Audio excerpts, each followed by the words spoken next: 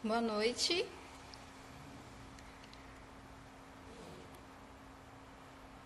Boa noite, Joyce, Três Marias, Caio, Anselmo.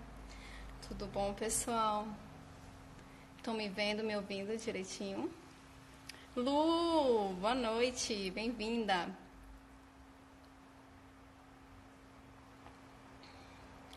Cristiane. E aí, estão vendo direitinho? Vendo e ouvindo, na verdade. Tomando um chazinho aqui. Vamos lá.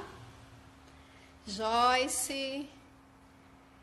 Ei, boa noite, pessoal. Vamos chegando. Andresa, vamos chegando, que hoje essa live é especial. Josias, é isso? Live especial para vocês, né? Faz tempo que a gente não fala assim, a sós, né? As lives com convidados têm ocupado bastante aqui o nosso tempo. Fernanda, boa noite. E eu estava sentindo falta de conversar com vocês. Eu já estava me programando para fazer algumas lives só com vocês. E aí, a gente agora está tendo a nossa primeira do ano. E eu estou me organizando para neste ano fazer mais lives só com vocês. A gente vai continuar com as lives com convidados semanais, tá? Mas eu vou aparecer mais aqui sozinha, tá ok? Oi, Artes Fabiana Ribeiro, conseguiu chegar, né? Fernando Pinheiro, boa noite. Vamos lá começar, pessoal. Temos 12 regras para conversar hoje, né? Deixa eu explicar uma coisa para vocês. Antes, né, da gente começar a entrar no tema da live de hoje, eu quero falar um pouquinho, né, da experiência com lives aqui no ano passado. Eu comecei a fazer lives em julho do ano passado. E a minha grande alegria foi que as lives com convidados foram tão bem recebidas que viraram um projeto, né? Quem vai lá na minha bio ver, Projeto Diálogos, é um projeto que eu tenho de lives semanais com convidados especiais. E esse projeto, ele funciona à base de séries temáticas. Nós tivemos uma primeira série, que foi a série pioneira do projeto, a série Recomeços. Inclusive, eu estou devendo postar essas lives no YouTube, vão todas para lá, tá? Depois a gente está na série sobre saúde mental e cotidiano, né? Semana que vem a gente vai ter uma live sobre medo. A gente já falou de ansiedade, depressão, procrastinação. Vamos falar de medo na próxima live. E na outra semana a gente começa uma nova série que é assim um segredinho que eu tenho guardado. Mas vocês vão amar o convidado de abertura da série maravilhoso, tá? Só o que eu posso dizer para vocês é que a gente vai falar sobre amor e relacionamentos este ano, tá? E aí, como eu havia prometido uma surpresa quando o perfil atingisse 2.000 seguidores, então hoje a gente vai falar sobre Frankl, sobre o criador da logoterapia, o psiquiatra Viktor Frankl. Ó, meu pai aqui. Vocês estão sabendo, né? Desde ontem que eu estou na casa dos meus pais, e aí, quando eu vou fazer live, eles ficam aparecendo aqui. Dá um tchauzinho, pai. Eles ainda estão se acostumando com esse negócio de live. Tchau, tchau. Manda beijo. Você tá famoso. Beijo. Você tá famoso no meu Instagram. Vou falar com o pessoal agora, viu? Tá, você quer até que hora? Até 10. Você já tomou seu chá? Já. Tá Tá bom. É? Deixa acesa, deixa Bom, acesa. deixa lá Tá vendo, embaixo. gente? Vida real, é isso mesmo, né? Meu pai fofo aqui, quem não conhece é o João Moreira, maravilhoso meu pai, ficou famoso aí nos stories, né? Fofinho, olha. A fofura puxei dele, tá? É isso. Vou lá falar com o pessoal, tá? Tá. Você vai falar? Oh, não quero sair mais daqui, não. Pai, eu vou falar com o pessoal agora, Tá, tá? eu vou fechar lá no detalhe do mar, tá? Gente, se deixar, ele vai ficar com vocês falando a noite todinha, que ele fala mais do que o homem da... Como é que é? O homem da... Como é que é? O homem da... Sei lá. É o homem da cobra, né? Pronto, vamos lá. Mas vamos focar, tá?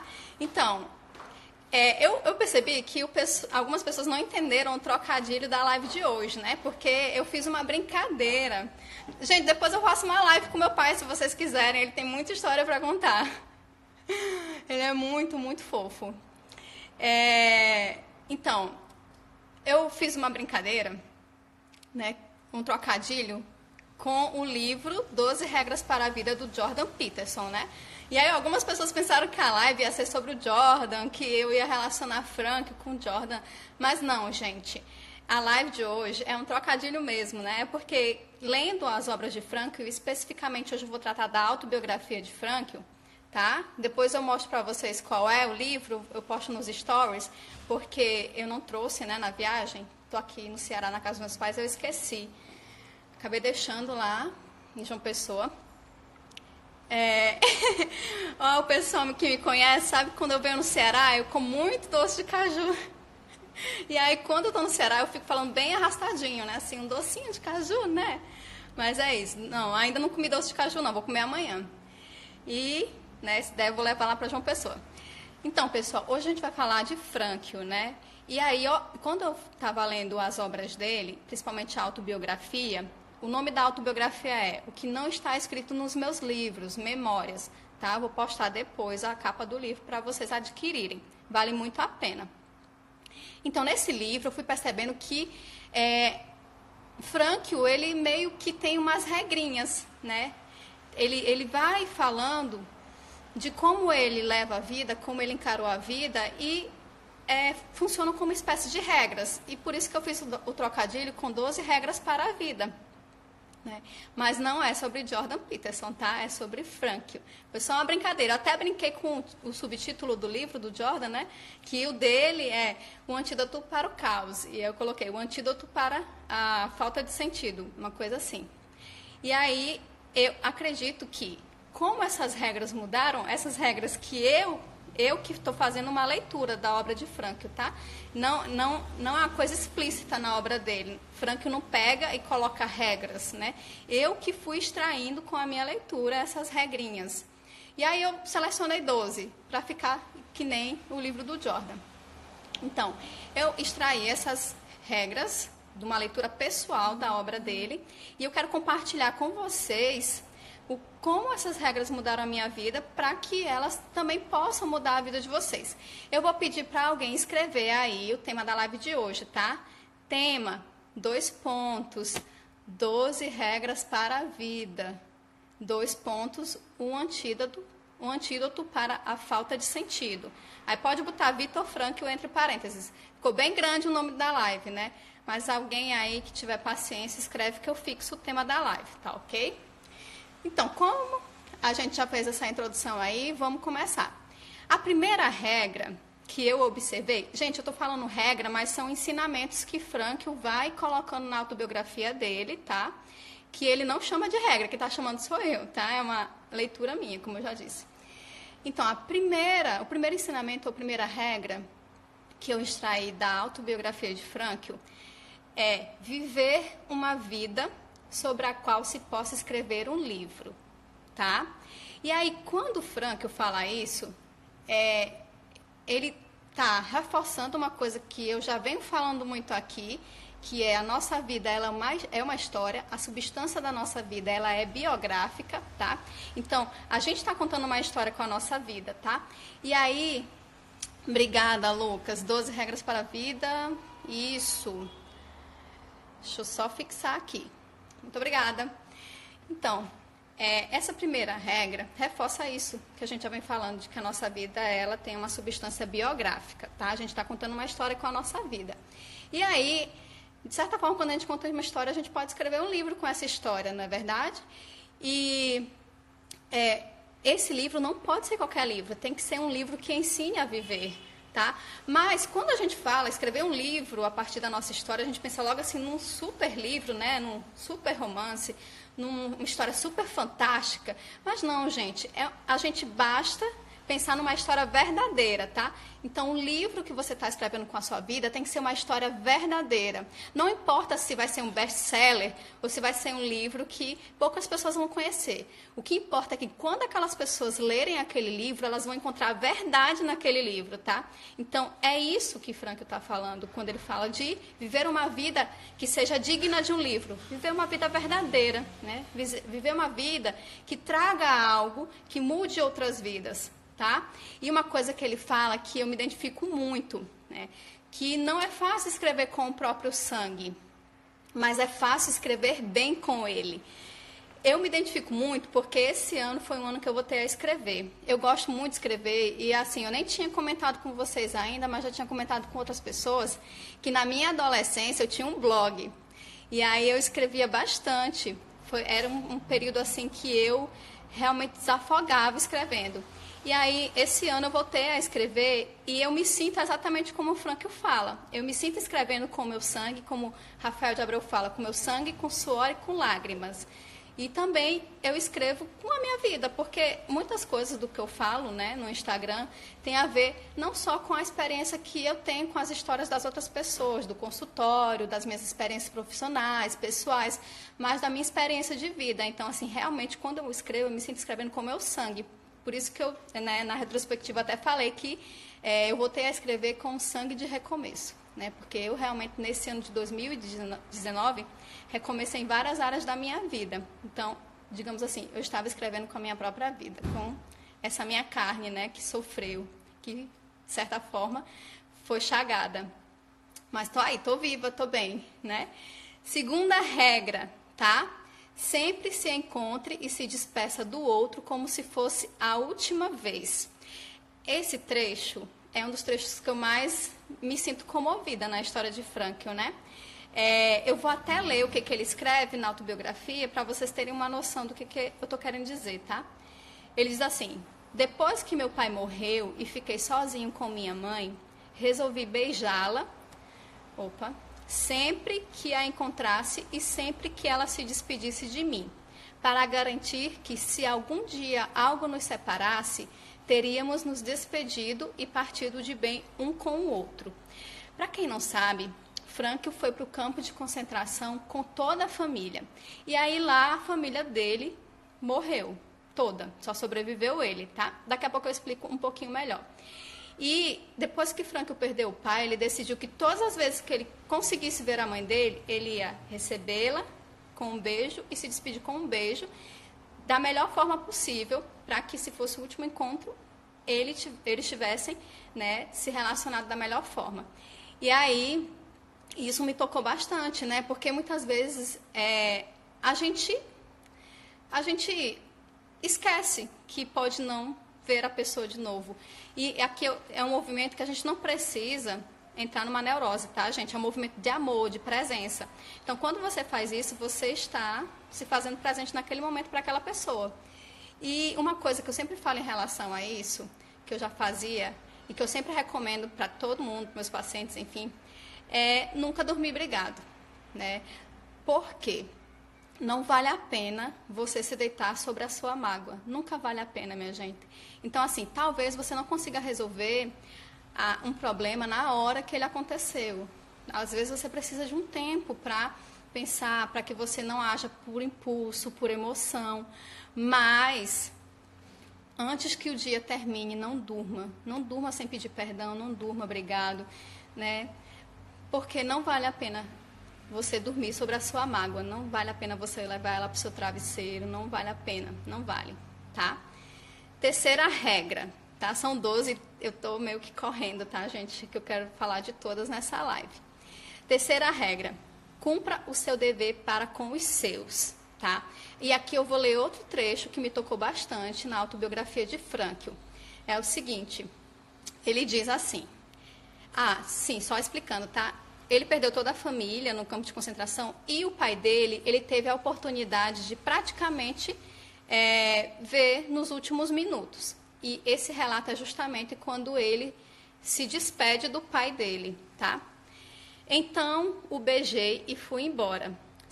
Sabia que não mais o veria com vida. Apesar de tudo, minha sensação era a mais maravilhosa possível. Havia cumprido a minha parte. Havia ficado em Viena por causa dos meus pais. E o acompanhara até a morte, poupando-o de um sofrimento desnecessário.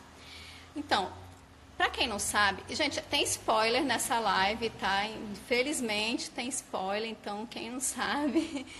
Eu amo spoilers, então não estou me sentindo com a consciência pesada. Vamos lá. Então, pessoal, Frankl, né? Ele teve a oportunidade de não passar pelos campos de concentração, porque ele ganhou um visto para os Estados Unidos. Só que ele se perguntou se deveria ir ou não, porque ele não iria com os pais. O visto só era para ele, e se eu não me engano, ele e a esposa.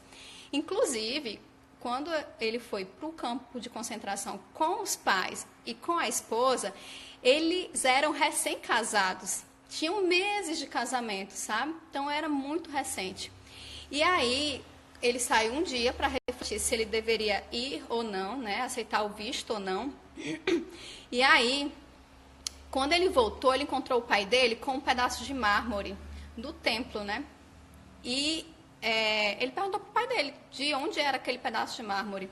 E o pai dele disse que era da Tábua dos 10 Mandamentos e que tinha uma letra lá que só tinha num dos mandamentos. Essa letra só era encontrada em um dos mandamentos. E Frankl perguntou qual era o mandamento. E era justamente honrar pai e mãe. Então, aí, Frankl teve a resposta, né? De que ele não deveria aceitar o visto e deveria ficar ali com os pais e com a esposa. E aí acabou que todos foram para o campo de concentração e só Frankl sobreviveu, certo?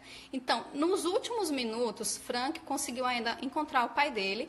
Ele não chegou a ver o pai morrer, mas assim, ele chegou a ver o pai agonizando e Frankl tinha até naquele momento uma ampolinha de morfina e ele conseguiu dar essa última dignidade para o pai dele, aplicando a morfina. Então, vejam bem, né? Se Frankl não tivesse ficado, ele não tinha dado essa oportunidade de dignidade para o pai nos últimos momentos de vida. E, claro, assim, né? Claro que há contextos e contextos, mas o que a gente tira dessa regra é o que a gente pode fazer pelos nossos, a gente deve fazer, a gente não deve deixar de fazer, né? E Frankl diz isso, né? Que quando ele fez isso, ele saiu com um sentimento de dever cumprido, que ele fez tudo o que ele tinha que fazer pelo pai dele, né? E é isso que a gente tem que fazer, não só na segunda regra, mas também na terceira regra, né? Entregar tudo que a gente pode entregar para o outro, não só para os nossos, mas para aqueles que a vida coloca diante de nós, certo? Vamos para a quarta regra. Para quem está chegando, primeira regra, tá? Viver uma vida sobre a qual se possa escrever um livro. Segunda regra, sempre se encontre e se despeça do outro como se fosse a última vez. Terceira regra, cumpra o seu dever para com os seus. Na quarta regra, né, eu coloquei o seguinte: medite sobre a morte diariamente, tá? Por quê? Frankl, ele nos ensina que o que dá sentido à nossa vida é a morte. Então, a gente tem que se deparar com a morte, tá, pessoal? Ontem eu falava na live com Joyce, que está até aqui, falava isso, que se a nossa vida fosse eterna, que se a gente fosse imortal, não faria sentido a gente estar aqui tentando ser alguém melhor, mais maduro, né? Ter uma personalidade mais madura, ser pessoas mais virtuosas, não faria sentido. Só faz sentido porque a nossa vida é finita, ela termina, ela é efêmera, né? E aí, esse encarar a morte, né? Lidar com a morte, ele tem que ser constante também para que a gente possa se relacionar adequadamente com o presente e entender que o passado, ele depende do nosso presente e o nosso futuro também depende do nosso presente. Então, assim, essa live que eu estou fazendo com vocês agora, né, a cada minuto que eu falo, cada coisa que eu falo, ela se torna eterna, porque ela automaticamente é realizada e vai para a nossa caixinha do passado. Eu sempre falo da caixinha do passado, né? Então, tudo que a gente faz no mundo vai diretamente ser eternizado na nossa caixa do passado. Então, a gente tem que ter muito cuidado com o que a gente está fazendo com o agora, né? O que você está mandando para a sua caixinha do passado, né? Você está mandando coisas que vão fazer a sua história virar um livro que vai melhorar a vida dos outros, ou um livro que simplesmente não vai servir para porra nenhuma, né?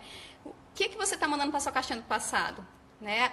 Eu sempre digo, você tem que viver como se você só tivesse o agora e como se todos os dias que viessem, se vierem, eles dependessem do agora, tá? Então, essa é a relação que a gente tem que ter com o presente, né? Então, poxa, se agora você pode fazer uma coisa pelo outro ou para melhorar o seu ser, faça, né? Não vá fazer bobagem, não vá ficar perdendo seu tempo com o que não vale a pena.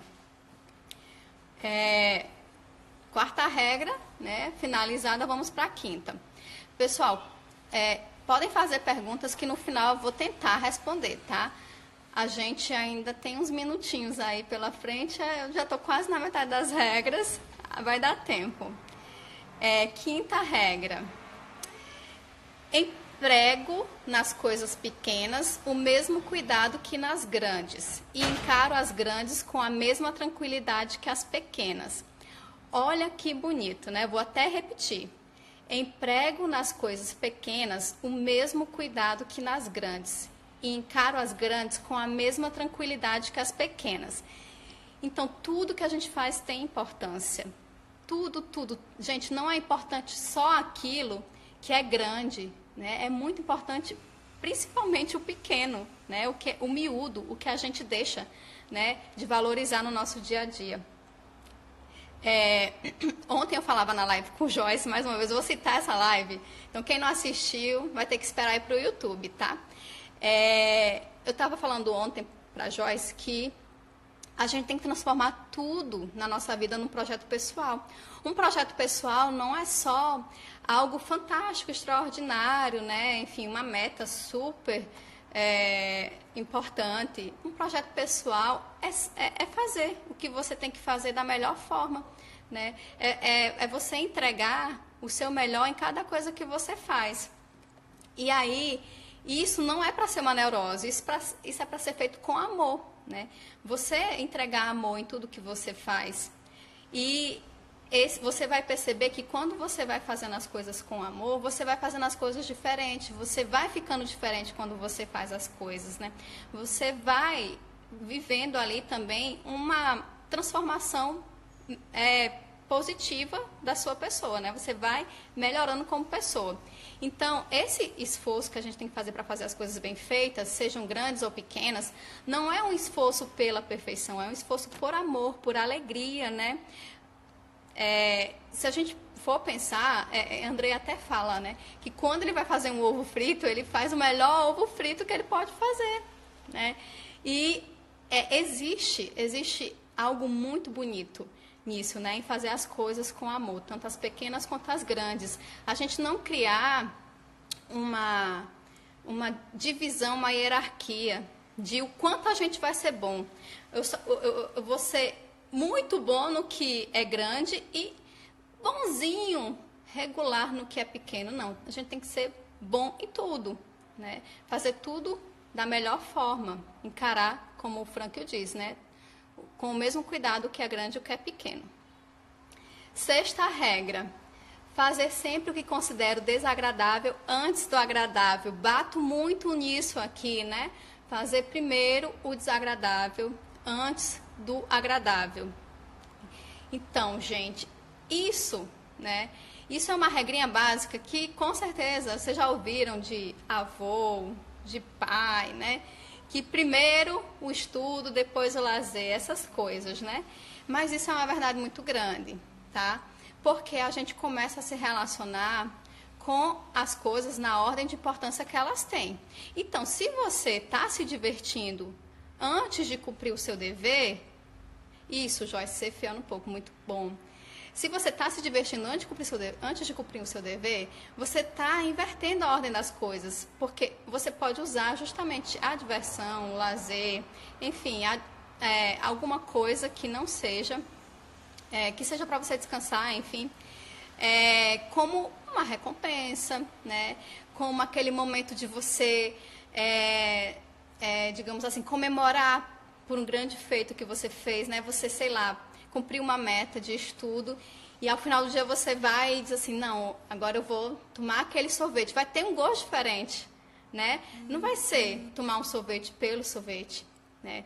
Vai ser algo que vai ter um significado. E quando você vai ordenando as coisas na sua vida, né?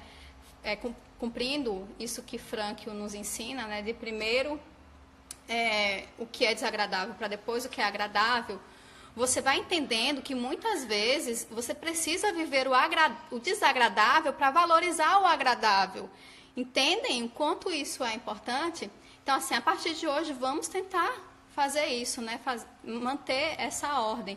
Primeiro o desagradável, depois o agradável, né? Porque aí a gente vai dar um sentido diferente e viver melhor cada um desses aspectos. 7ª regra. Gente, estou morrendo de calor, acho que eu vou... Aqui em Sobral é muito quente, né? E, enfim, daqui a pouco qualquer coisa eu boto um ventinho aqui na minha cara. 7ª regra. Não faço tudo de última hora. Essa é a dor no coração do procrastinador, né? A gente teve uma live aqui sobre procrastinação, gente, também vale muito a pena, né? Porque eu ainda não consegui postar, mas eu vou postar no YouTube. Então, quando a gente faz tudo de última hora, né, quando a gente deixa sempre para depois o que poderia ter feito antes, a gente acaba não conseguindo entregar o que tem que entregar. E, né, você pode dizer, mas é importante não entregar? Importante, né? É melhor feito do que perfeito? Calma aí, minha gente. Existem contextos, tá? Realmente. A gente, muitas vezes, fica... se escondendo atrás da perfeição, né, do perfeccionismo, para não fazer alguma coisa. Aí, nesse contexto, realmente é melhor feito do que perfeito. É melhor você dar as caras, tá, né, com o que você tem, mas com qualidade, do que você ficar esperando o momento perfeito, que não existe, né? Frank já diz, não existe hora H, a hora H é agora, certo? E aí, só que, o que ele está falando, né? Ele está falando justamente da gente achar que tem tempo, deixar para a última hora e na última hora fazer de qualquer jeito, certo? Qual é a gravidade de deixar para a última hora, né? O que é o pior de deixar para a última hora? É que a gente vai perdendo a medida da nossa capacidade. Se você sempre deixa para a última hora, você nunca vai entregar o que você tem que entregar, nunca vai fazer a coisa do jeito que você deveria ter feito. Então, você nunca vai saber o quanto você consegue entregar naquilo que você está fazendo. Você não vai ter a noção do quanto bom você pode ser naquilo que você faz, porque você nunca dá. Nunca dá tudo. Você dá a metade, dá 10%, né? Você dá o que dá para dar, né? Quer dizer, o que dá para dar, assim, o que você quer dar naquela hora, né? Não necessariamente é o que você realmente consegue dar. Então, a gente deixa de perder a oportunidade de se aprimorar. Entendendo? Estão entendendo? Gente, as coisas parecem, assim, super óbvias, mas não são, né? Vai pro YouTube, Aninha, vai ficar 24 horas aqui no meu Insta e, posteriormente, eu vou postar no YouTube. Eu sei, gente, que eu fico dizendo que eu vou postar no YouTube, mas eu vou, é porque o negócio aqui tá difícil, mas eu vou conseguir. Tá? Então, o buraco é bem mais baixo, né? Quando a gente vai falar de uma coisa, nesse negócio de deixar para depois, né? A gente vai percebendo que, na verdade, o buraco é bem mais embaixo. Na verdade, de tudo que eu estou falando aqui, o buraco é bem mais embaixo, né? Se a gente for parar para pensar.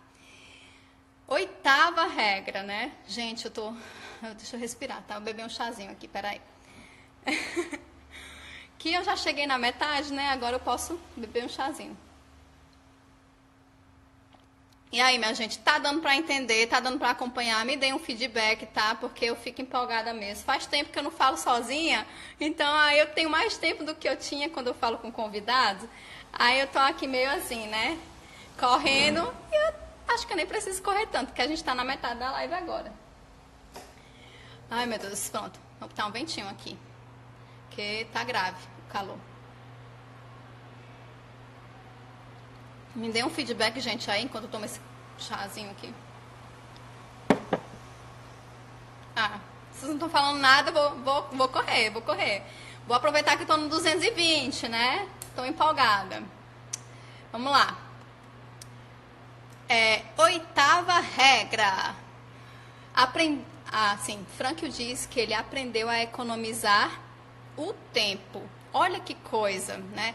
Economizar o tempo. Mas como assim, né? Você está dizendo que é para a gente viver com intensidade, viver cada momento, como se fosse o último. Agora você está dizendo para a gente economizar tempo, Rose? Tô. E vamos entender por que Frankl diz que aprendeu a economizar o tempo. Olha só o que ele diz.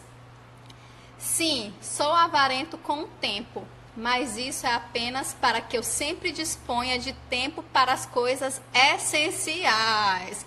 Tá, minha gente? Ou seja, Frankl economizava tempo com aquilo que ele não precisava gastar tempo, tá? Para que ele pudesse gastar tempo com aquilo que ele deve gastar, com aquilo que importa gastar tempo, tá?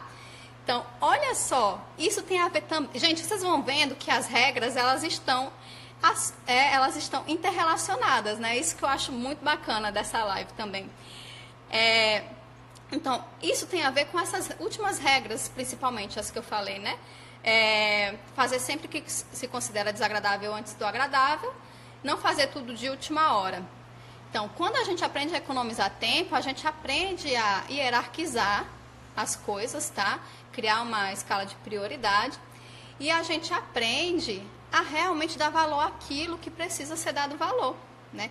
A usar o nosso tempo a nosso favor e não contra a gente. Por isso que eu digo para vocês, quando acordar, acorde. Não fique na soneca, porque se você ficar na soneca, se você ficar mais 5 minutinhos, você já está contra o tempo. Você está dizendo para você mesmo, eu não queria acordar, mas meu amigo, se você não acordasse, você não tinha vida. Você podia simplesmente não ter acordado naquele dia. Então, assim, agradece. Você acordou, não é, ai meu Deus, mais um dia. Não, é, ai que bom, mais um dia. Né? Porque a gente realmente poderia não ter acordado. Então, a gente tem que acordar a favor do tempo, não contra o tempo. Então, continuando aqui nessa regra, né? Quando a gente aprende a economizar o tempo, usá-lo a nosso favor, né? Usar o nosso tempo para aquilo que realmente importa, para aquilo que vai ser um bem, né? Para aquilo que vai fazer um bem para nós e para o outro. Então, a gente começa a economizar o tempo com aquilo que realmente não precisa do nosso tempo. Né? O nosso tempo é muito valioso para que a gente fique usando ele com qualquer coisa, né? Fique desperdiçando ele, rasgando ele, né? A gente não é nem doido para ficar rasgando dinheiro, então o que a gente faz com o nosso tempo, né? E o tempo, gente, ele é um bem que não nos pertence. A gente está apenas administrando ele, né? A qualquer momento, esse tempo pode ser tirado de nós. Então, não é nosso tempo, a gente está administrando. Então, é assim, né? A gente ganha um presente e a gente tem que cuidar dele da melhor forma, né? Usar ele da melhor forma, porque a gente poderia simplesmente não tê-lo, né? A gente poderia simplesmente não ter recebido essas horinhas a mais que a gente está tendo hoje, né? Continuando, Bia chegou por aqui. Nona regra, tá? Não esquecer de alguém que me fez algo de bom e não guardar rancor de quem me fez algo de ruim. Eita, essa daí pega, né, meu povo? É que nem aquela música, né? Quem bate esquece, quem apanha lembra, né? A gente lembra do mal que nos fizeram e esquece do bem que nos fizeram. E aí Frankl diz o contrário, né? Você não deve esquecer do bem que te fizeram e não deve guardar rancor do mal que te fizeram. Mas vamos lá, né? Vamos conversar agora um pouquinho sobre essa regra. Primeira coisa que eu quero dizer para vocês é que ninguém te deve nada, né? Nós somos devedores de tudo. Tudo, tudo, tudo. Inclusive, pessoal, mesmo que vocês tenham tido pais, né, que, sei lá, não sejam pais que vocês acham modelos, né, ainda assim vocês devem a eles o fato de vocês estarem vivos, né? Vocês terem chegado aí a essa idade, alimentados, né? Enfim, sem grandes consequências sobre a vida de vocês, por estarem vivos, né? Por estarem, pelo menos, conseguindo trabalhar, né? Respirando. Então, assim, né? A gente tem pelo menos algo a agradecer aos nossos pais. Então, a gente deve tudo aos outros, ninguém nos deve nada. Dessa forma, pessoal, o bem que você faz pelo outro, você faz porque quer. Você não faz por um contrato, tipo assim, eu vou fazer um bem pra você, ó, fazer o bem por mim lá na frente. Ou então, Ah, não venha com essa, porque olha o que eu fiz por você. Ah, eu fiz isso, é um drama, né? Ai, eu, sei lá, larguei mão disso, abri mão disso, né? Eu dei tudo de mim. Você deu porque você quis, meu amigo, né? Você deu porque você quis. Você tem que dar, se dar, porque se não fosse assim, não seria você, né? Essa é a sua verdade, se dar. Se dar é a sua verdade. Você não dá esperando, não tem que dar esperando algo em troca. Não tem que dar algo porque você é bom e alguém tem que reconhecer que você é bom. Você tem que dar porque você está aqui nessa vida para dar, para se consumir, né? Você não está aqui nessa vida para ser reconhecido pelo outro porque você é bom, né? Você não está aqui nessa vida para dar só se o outro também te der, né? Você tem que aprender a dar porque é o certo, é um bem, porque você quer, certo? Então não há um contrato no bem, a gente faz o bem pelo bem. E assim, quando alguém te faz mal, no fundo essa pessoa está fazendo mal a ela mesma, certo? Então, assim, talvez alguém diga, né? Ah, eu já cansei de ser bobo, de enrolar o papel de trouxa. Mas, na verdade, sim, se você está fazendo um bem que você pode fazer e que você não deve deixar de fazer, e o outro não está valorizando, quem está perdendo é o outro, né? Ele que é pequeno, né? No máximo, quando você faz o bem a uma pessoa que não te valoriza, você está sendo grande, né? Então, assim, o bem que você faz pelo outro, ele não se perde. Agora, o mal que o outro te faz, ele volta para ele, para essa pessoa que fez mal, né? E isso, Fernando, a gente se dá porque quer, meu amigo, né? Minha amiga, você sabe que eu gosto de falar assim, né, com vocês. Então, assim, quem tá perdendo é o outro que tá fazendo mal, né? Pega aí, faz o que tu tem que fazer e segue. 10ª regra. Vamos lá, tá quase no final. 10ª regra. Quando alguém me atinge, eu me ajoelho. Não, opa. Quando algo me atinge, eu me ajoelho e peço que no futuro nada pior venha a acontecer. Vou repetir. Quando algo me atinge, eu me ajoelho e peço que no futuro nada pior venha a acontecer. Então, geralmente, a gente pensa que poderia ter sido melhor. Mas, na verdade, poderia ter sido pior, tá, gente? Então, assim, quando o sofrimento bate a nossa porta, quando algo de ruim acontece, não é pra gente pensar que poderia ter sido melhor, é pra gente pensar que poderia ter sido pior. Então, a gente deve lidar com o que está acontecendo e pedir para que algo pior não venha a acontecer, já que, né, talvez seja um negócio muito ruim que esteja acontecendo. E aí, a gente também tem que encarar que tudo que nos acontece tem algo a nos ensinar. Tudo. Uma coisa que eu aprendi na vida, sabe? E eu posso testemunhar para vocês que faz toda a diferença é agradecer por tudo. Hoje, na minha vida, eu agradeço por tudo, tá? Porque de tudo, hoje eu consigo tirar algo de bom, né? De tudo, eu consigo fazer uma escola, né? E assim, principalmente uma escola do que eu não quero ser e do que eu não quero fazer, né? Quando alguém nos faz o mal, a gente tem que aprender que aquilo não é para nós. Eu não quero ser como essa pessoa, eu não quero fazer como essa pessoa. E quando você faz o mal, você tem que olhar para isso e dizer, eu não quero mais isso. Eu não nasci para isso, né? A vida não acontece assim. Continuando, né? E outra coisa que vocês têm que fazer, tá? E isso eu falo também. Gente, essas regras que eu tô falando pra vocês, eu tenho aplicado na minha vida. Então, essa live é uma live, assim, da minha alma, né? Nem do meu coração pra vocês. Eu tô realmente aqui, né? Falando de uma coisa que eu venho vivendo com muita intensidade. Venho tentado, né? Porque nem sempre a gente consegue. Não sou nenhuma santa, não sou perfeita, né? Mas a gente tá na luta, né? Então, assim, quando o sofrimento vier, você tem que dizer, pode vir que eu vou, tá? Você tem que encarar o sofrimento com bravura, né? Tem que trincar os dentes e ir, certo? O sofrimento não é para você se cagar nas calças. O sofrimento é para você se fortalecer. Dizer, opa, tem um sofrimento aqui, né? O que você quer de mim, sofrimento? Vem aqui, né? Vamos conversar. 11ª regra. Aquele que quer viver bem precisa enxergar o lado positivo das coisas. Gente, temos que ter bom humor, né? Temos que fazer piada com a gente, né? Temos, olha, muito necessário a gente sempre ter esse bom humor com a vida, certo? Então, tá, né? Já que não tem o que fazer, é o que tem para hoje, pois pelo menos a gente perde o amigo, mas não perde a piada, né? A gente tem que entender que tudo que nos acontece realmente tem algo a nos ensinar.